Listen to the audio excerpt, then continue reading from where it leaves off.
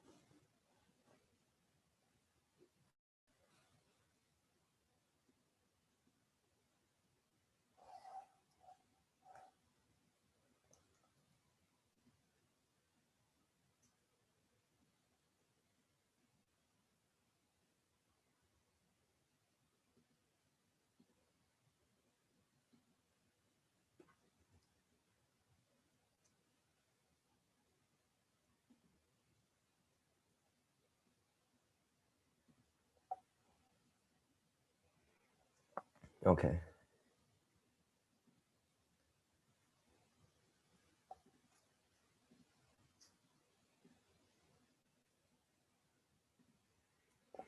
So we will begin.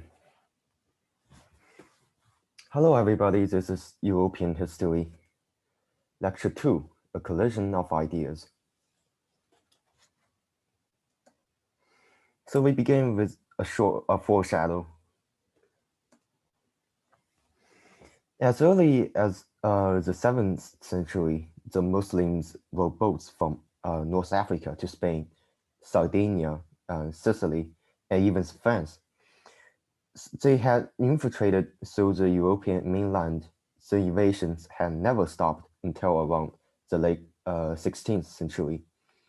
Most of the Spanish history was related to Muslims. The northern Spanish kingdoms, the Christian kingdoms, have fought the Muslim invaders to regain lost land for about 800 years. In Corsica, we could see in the map the island above Sardinia. Archaeologists had found some small stone forts that were used to fight the Muslims in the 10th century.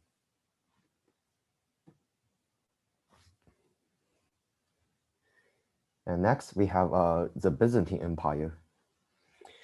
The Byzantine Empire is also known as the Eastern Roman Empire, dated back to the 3rd century. The once powerful Roman Empire was divided into two parts, the western part and the eastern part. The Western Roman Empire vanished in about 476 AD, a long time ago, and the Eastern Roman Empire, which is the Byzantine Empire, survived for another 1,000 years. Within this 1,000 years, the Byzantine Empire shrinked its size greatly, and we could see the light red color is the territory it once had, and then the dark red color is the territory that he in about 14th century. So we could see it really shrink its size. And finally, in the early 15th century, only the capital, Constantinople, remained. The rest of its land were lost to the Ottoman Empire, the Muslim Turks. So this is the land that Igar in the early 15th century. Only the city remained. Well, thanks to Constantinople's special geological location, it was easy to defend and hard to attack. The Turks besieged the city 7 times and failed 7 times. In 1453, the Turks claimed to have 2 million troops, had surrounded Constantinople again. In contrast, there were only 10,000 soldiers and civilians in the city. The Turks' cannons blasted the city wall with one big hole after another. Despite the huge number advantage, the Turks could not break the defense lines. The Turks lost heavily. In the end, the desperate Turkish Sultan ordered his Janissaries to join the attack. The Janissaries are the bravest and most fierce soldiers in the Turkish Empire, and this changed the situation. The city gate was breached, and the Byzantine Empire eventually perished.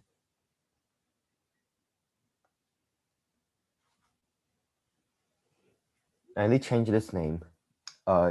Until this day, it was still known as the Istanbul. Charles V's efforts. These two stories I just talked about seemed irrelevant, but they are actually. History is a subtle thing, and somehow most things that happened in the past could be connected. Remember last time when we talked about Charles V, the Emperor of the Holy Roman Empire? He is not only the Emperor of the Holy Roman Empire, but also the King of Spain. And so this picture shows the territories controlled by Charles V, a really huge empire. Charles V has spent his lifetime fighting the Muslims in both Spain and Austria. He hoped that his subjects would no longer be eluded from the Muslims.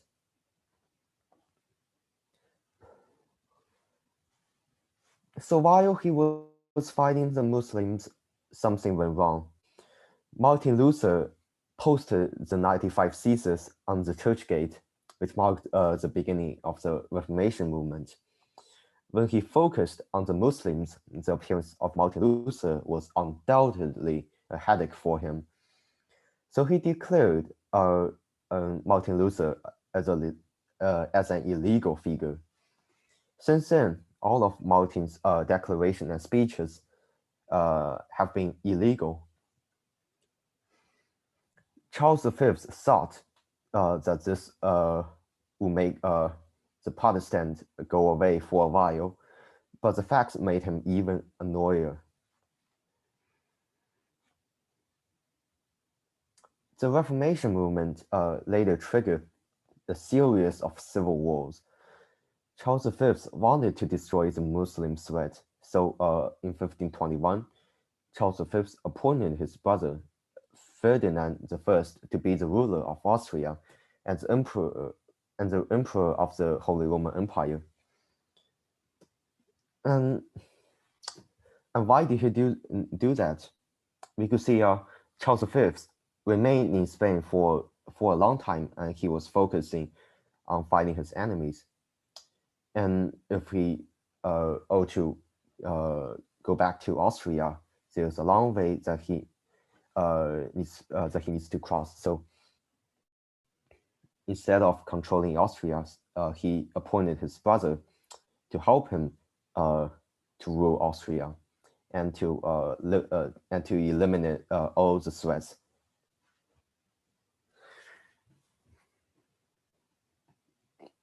So his brother Ferdinand I understood Charles V's wishes. He fully supported the war with the Turks, the Muslims, while dealt with internal conflicts, the civil wars. Religion conflicts laid the groundwork for the future war in Europe. And next we have the 30 Years' War.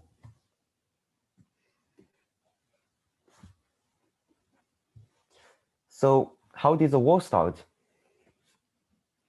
Long story short, European countries wanted to take advantage to make interests for themselves. Regarding this tedious, costly war, only a few points remain critical. This is a conflict between Protestant and Catholic. The Protestant Netherlands and the German states sought independence and freedom. So they must fight the conservative Catholic Austria and Spain. France, which is a Catholic country, surprisingly joined the Protestant group. France wanted to utilize the enemy of Austria and Spain to weaken their power, which will help France to be the most powerful country in Europe. Yes, this is a war situation.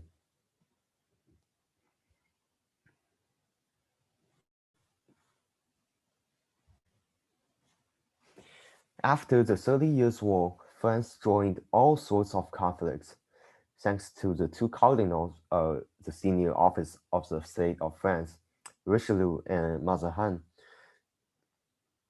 France increased its size as a result of those wars. And we could see the color, the light green color is the territory that French gained in those conflicts.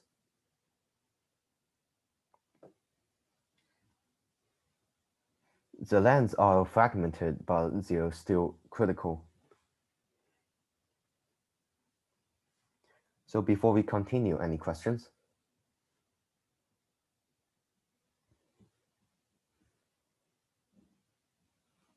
Okay. And next we have the scientific revolution. As you recall, a period between 1300 and 1600 was a time of great change in Europe. The Renaissance, a rebirth of learning and arts, inspired a spirit of curiosity in many fields. After that, the religious movement known as the Reformation prompted followers to challenge accepted ways of thinking about God and salvation. While the Reformation was taking place, the scientific revolution in Europe had begun. One that would permanently change how people viewed the physical world. So, beginning in the mid-1500s, scholars published works that challenged the ideas of the ancient thinkers and the church. Copernicus firstly published the heliocentric theory in the early 1500s. He believed that the sun is the center of the universe instead of Earth. So the traditional thinking at that time was mainly geocentric theory, which means geo means Earth, centric is the center, so which the Earth, so which it claims that Earth is the center of the universe, and the helio represents the sun. The heliocentric theory represents the sun as the center of the universe. So he says Earth orbits around the sun. Copernicus' theory wasn't fully explained. Plus, the church rejected his theory because it was against the Bible teaching. Galileo Galilei invented the telescope, and after close research and observation, his study supported the theories of Copernicus. However, under the threat of torture by the church, he kneeled before the church officials and read aloud a signed confession. In it, he agreed that the ideas of Copernicus and himself was false. Galileo was never again a free man. He was placed under house arrest for the rest of his life. Pretty sad. In France, René Descartes also took a keen interest in science.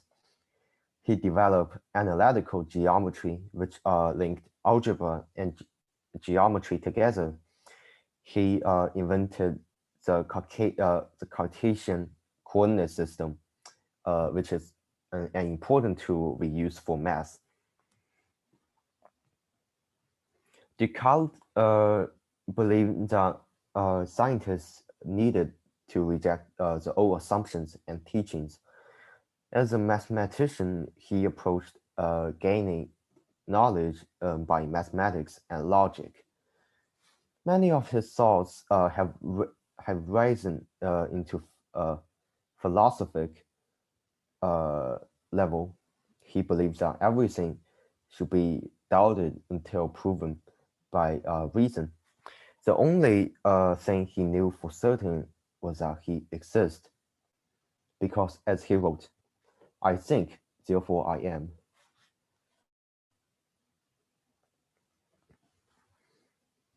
And so this is our Cartesian coordinate system. And in the future, I believe that you will learn this in algebra and also geometry.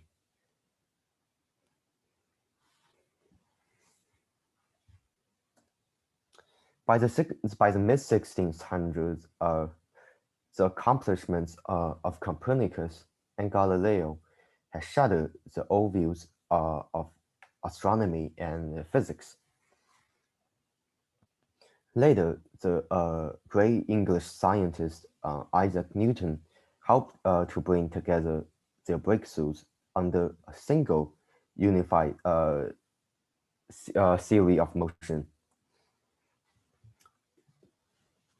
By the time he was 26, Newton was certain that all physical objects were affected equally by the same forces.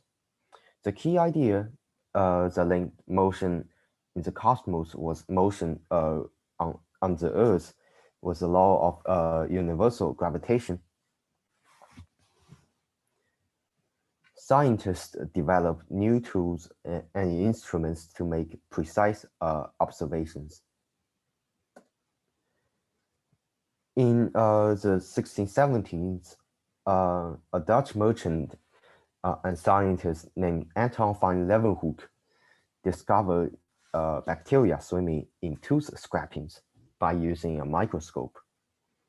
He also examined red blood cell for the first time.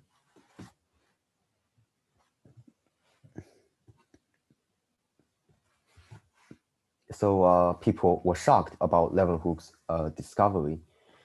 Even the Queen of England came to Netherlands to see his discovery. The queen grabbed a test tube in the workshop and see it through a microscope. She suddenly slumped in the chair. She was frightened by the monster in the test tube. She asked Leeuwenhoek, "What is this monster?" Leeuwenhoek answered, "Oh, Your Majesty, it is a flea." And certainly, an enlarged flea could be nasty and unpleasant.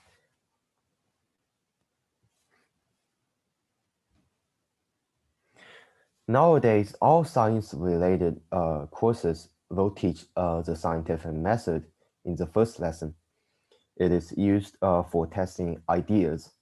It begins with a question arising from an observation.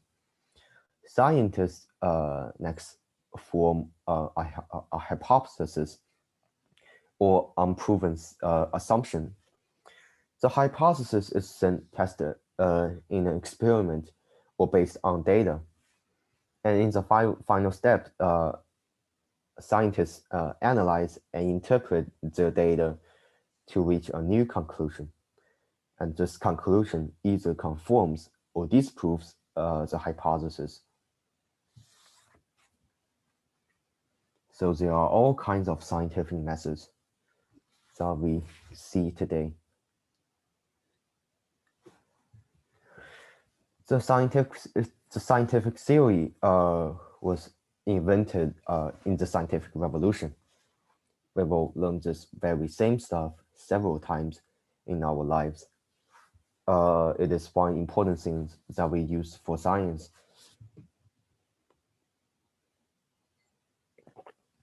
We have learned this in 7th grade biology and in 8th grade physical science and in 9th grade biology and in 10th grade chemistry 4 times. And we will still continue learning this even when we reach college.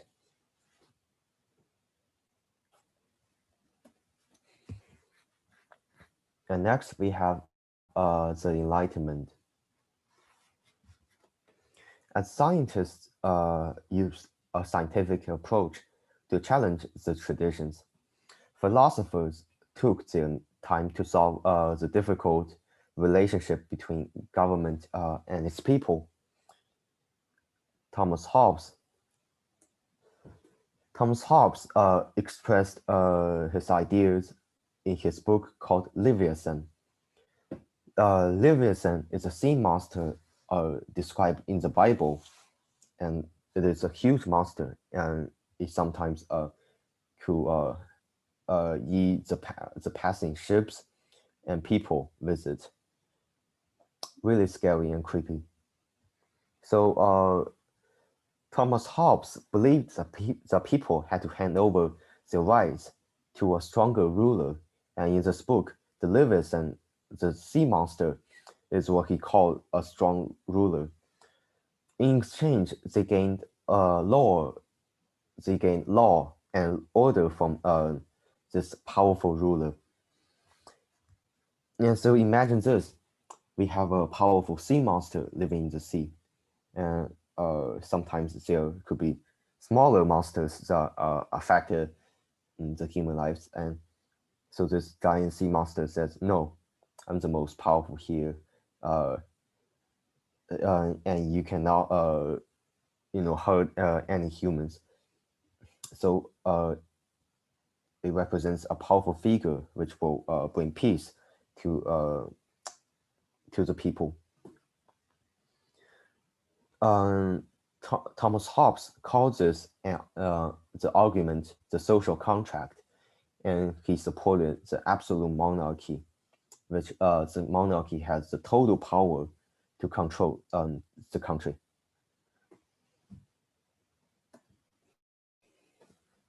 And John Locke. According to John Locke, all people are born free and equal with 3 natural rights. People have the right to live, people have freedom, and of course, people have the right to own property. And the purpose of government, said John Locke, is to protect these rights. If a government fails to do so, its citizens have a right to overthrow it.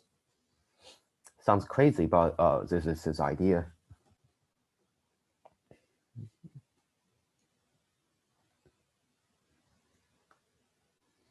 Rousseau,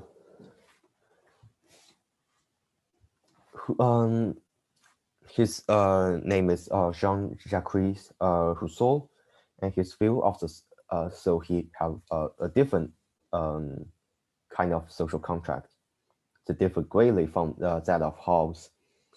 For Thomas Hobbes, the social contract was an agreement between a society and its government. For Rousseau, it should be free for individuals to create the society and the government. Like John Locke, Rousseau argued that legitimate government came from the consent of the governed.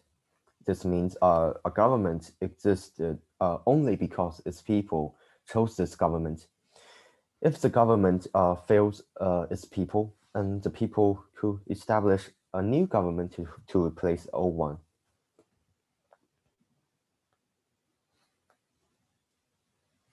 And next we have Montesquieu.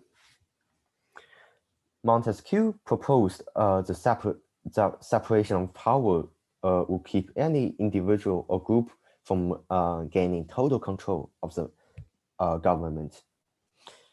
So what does this mean? For example, let's say there's a country and the monarch could rule this country without any limits. Then the monarch is an absolute monarch who has the total control of the country. What Montesquieu proposed is that there should be a Congress that the monarch shares power with it. And when the monarch gives an order, it goes to the Congress. If the order sounds good, then the Congress will pass it. If it doesn't, the order will be denied by the Congress. And so Montesquieu even said that there should be a third party limiting the Congress. And in this case, we could see this in the United States government system. We have a judicial branch, an executive branch, and legislative branch. So all these branches, all three branches, they limit each other's powers, and but you get the idea. Power, he wrote, should be a check to power.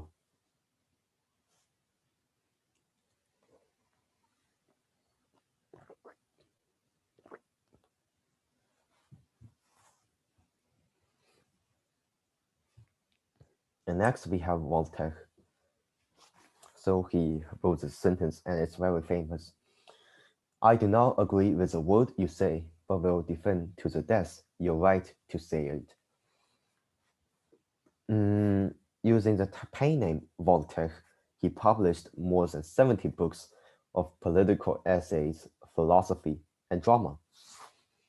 Voltaire often used sarcasm against his opponents. He targeted the church officials, the nobles, and the government.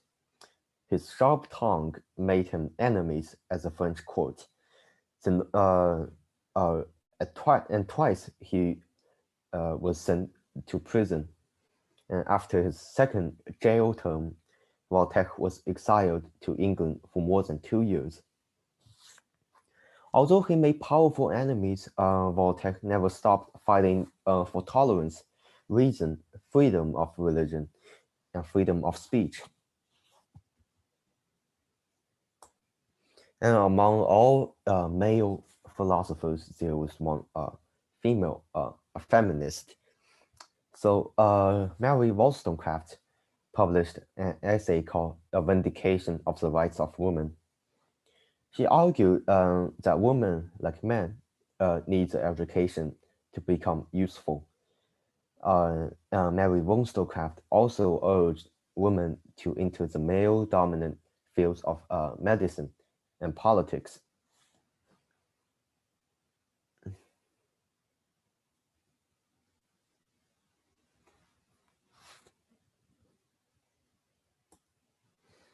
And the French Revolution.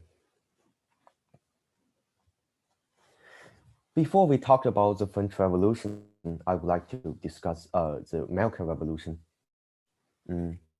Considering this is European history, so we won't talk much about it.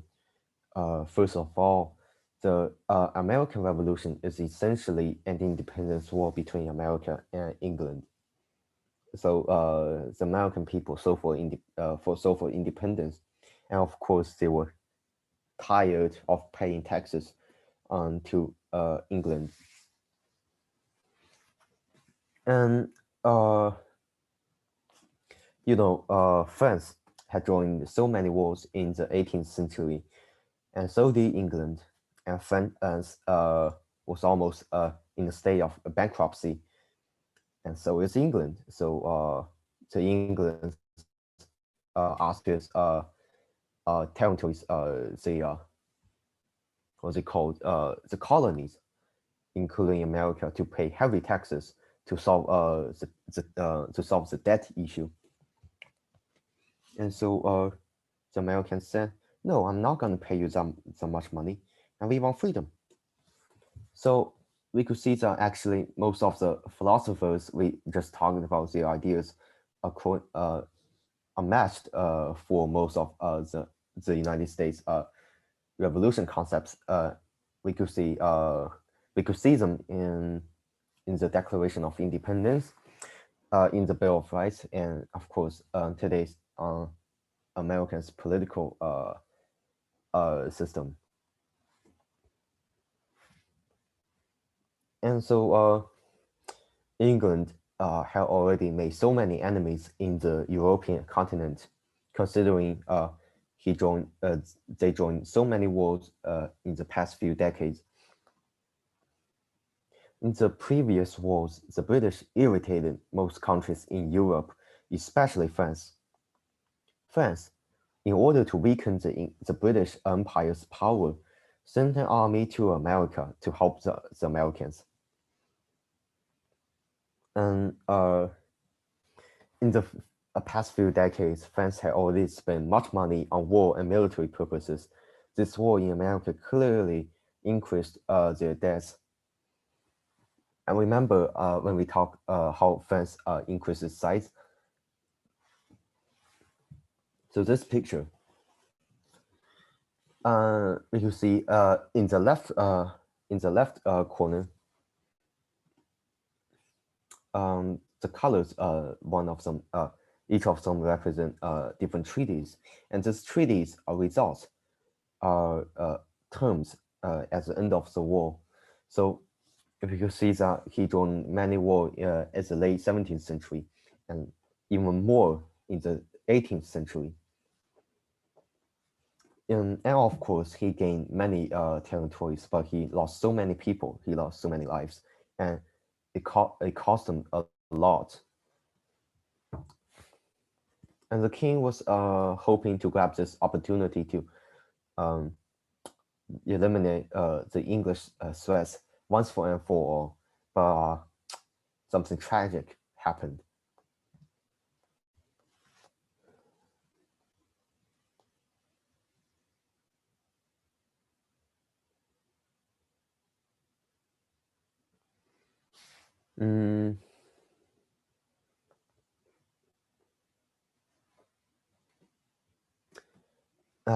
So in the 1770s, the social and political system of France, the old regime, remained in place. Under this system, the people of France were divided into three large social classes, also known as estates. The first two estates had privileges, including access to high offices and exemptions from paying taxes. About 97% of the people belonged to the third estate.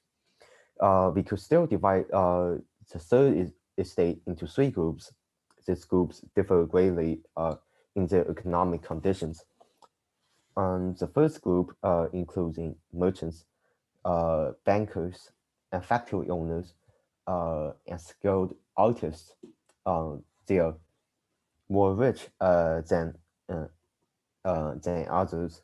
And the second group is workers and laborers, and the third group is farmers and peasants. So the third estate pays half of their income to the state, and they were eager for change.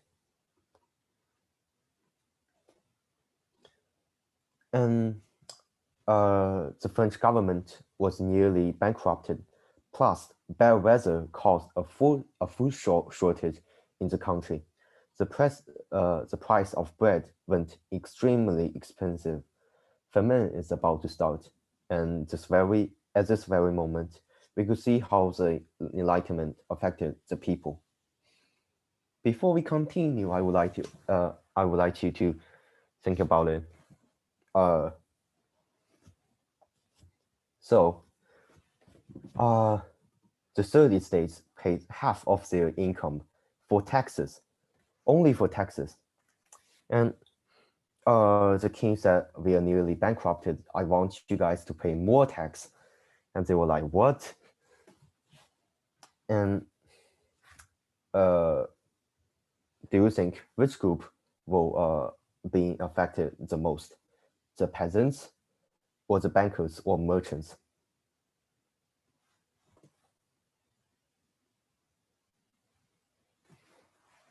I believe that most of you will think the peasants will be affected the most, but they are actually not. The bankers were affected the most. Consider this: if you make $10 a day, and you have to pay the state $5, and then you still have $5 remain, right? But the state, but the country, the king said, you have to pay me $1 more each day, and then if from $5, you get $4 each day, and it was like 5, 4, it's basically the same. But if a banker makes 4,000, 5,000, 1,000, $10,000 a day, and he have to pay the country half of it, which is 5,000, and the king said, you have to pay me $1 more, and he went from 5,000 to 4,000, and he was, oh my gosh, $1 more just gone, another 1,000 just gone. So the bankers, the merchants, they were affected the most, and most of them, they have they study in universities, they have read so many books, and they were affected by the Enlightenment ideas. So they was like, I remember somebody said that if we were unhappy with the state, we could overthrow it. So the king summoned the delegates of all 3 estates to solve the problem. One politician of the third estate, whose view had been shaped by the Enlightenment, were eager to change the government. So we have a meeting, and the meeting is among the first estate, the church officials, and the second estate, the nobles, and the third estate, the common people. And each estate counts 1 vote. And the king said, we are going to raise taxes. Which estate do you think should be taxed on? And remember, one of the estates count 1 vote. So the first 2 estates said, oh, sure, we should increase taxes for the third estate. And the third estate, like, what? We have the 97% of the population in France, and they were certainly not happy. So they turned anger into motivation, and they named themselves the National Assembly and passed laws and reforms in the name of the French people instead of the King of France. Normally, what the king would do is considering this as a start of the rebellion, so they will have to eliminate this National Assembly thing. But the King of France at that time, Louis XVI, he was quite dumb, actually, and he didn't do anything. He just let this happen. So people in the third estate, the 97% of the population were like so happy, and they finally see some reforms that benefited them. And in Paris, rumors flew, and some people believed that the king was intent on using military force to dismiss the National Assembly. The king did not, actually, but it's just rumors, and sometimes rumors could get powerful. People began to gather weapons to defend themselves against the attack. On July the 14th, a mob searching for gunpowder and arms stormed the Bastille, a Paris prison. And the mob overwhelmed the guard and seized control of the building. More angry attackers joined the parade. The King of France, Louis XVI, asked, are there revolts happening out there? One of his officers answered, "No, Your Majesty, it is a revolution."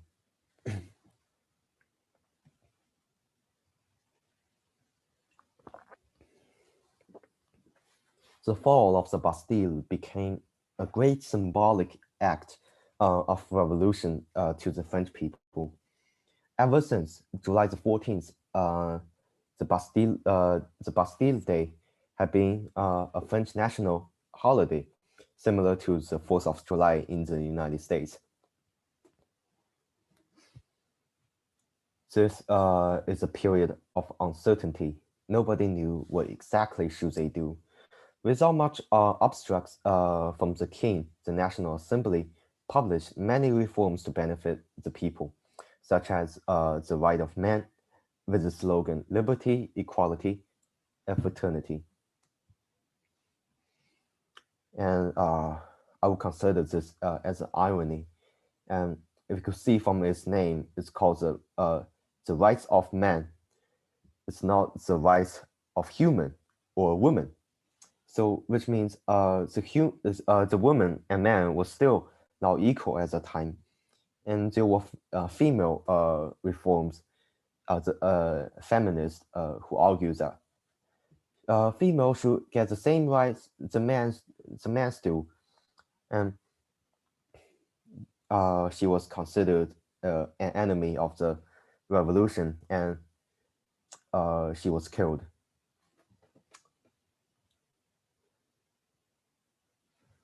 So, really an irony. As the National Assembly gained much power, Louis XVI pondered his fate as a monarchy. Some of his advisors warned him that he and his family were in danger. Then the royal family tried to escape from France to Netherlands. As they neared the border, however, they were recognized and returned to Paris under guard.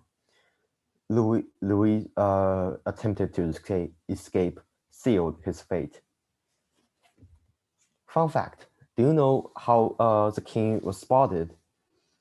In one night, two guards at the border were discussing. "Hey, isn't that the guy on our paper money?" "Oh, he sure is." So that's our king. Yep. What is he doing at the border? I think he wants to escape. That ain't gonna happen. Certainly not. So he was spotted because his face was printed on the paper money. It's like we could see George Washington in $1, and if we really see George Washington in real person, we will certainly recognize him since he's all over in France on the paper money. Hilarious. The guillotine. If you think the guillotine was a cruel form of capital punishment, think again. Dr. Joseph Guillotin proposed a machine that satisfied many needs. It was efficient, humane, and democratic. The doctor claimed that those executed with this device wouldn't even feel the slightest pain. So the guillotine will cut the prisoner's head off to execute the death sentence. And since the king was trying to escape and people are getting anger, so they pushed the king to the guillotine and cut his head off. Terrible. I think at least he deserves a fair trial. Well, anyway, this seemed to anger the neighbor countries. And they were like, I just cut our king's head off. What are you guys wondering about? But think it this way. there's a revolution going on France, and the revolution was to increase normal people's benefits, which weakens the benefits of the royal family. And the countries in Europe, the royal families in Europe who rule these countries, they were like panicking. And what if this revolution happened in my country? Am I going to be dead? So they declared war on France and trying to restore the old regime, the old system of France back. And plus, and they don't know this revolutionary France is like they were like fighting the royal family France for a long time, and then and there's a saying that it's better to fight an enemy you know rather than fighting an enemy you don't know. So they declared war on France. And Maximilien Robespierre, after a series of political changes, Maximilien Robespierre slowly gained power. Robespierre became leader of the Committee of Public Safety. This granted him some power to govern France as a dictator. As the period of his rule became known as the Reign of Terror, under Robespierre's leadership, more than 10,000 so-called enemies were killed by the guillotine. So without any fair trials, he just declared this man's guilty, and he was sent to the guillotine immediately.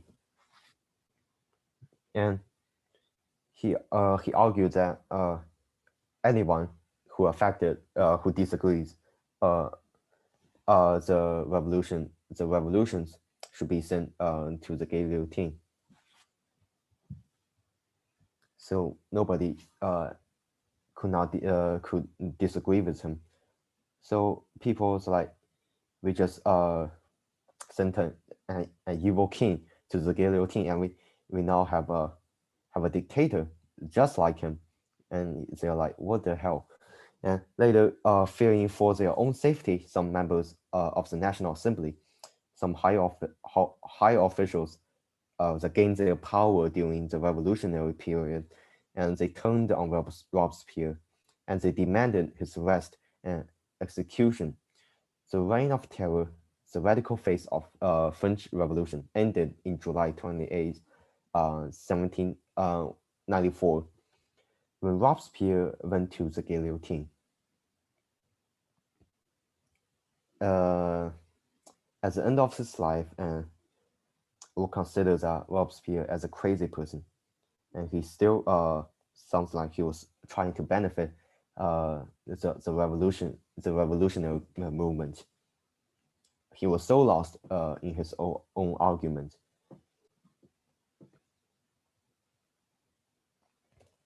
To be continued. Next week, we will talk about even more powerful figure in the European continent, the ones that affected Europe for the next few decades. So do you guys have any questions? No.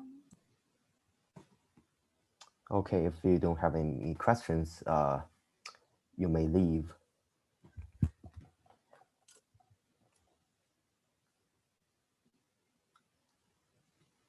Thank you for teaching us.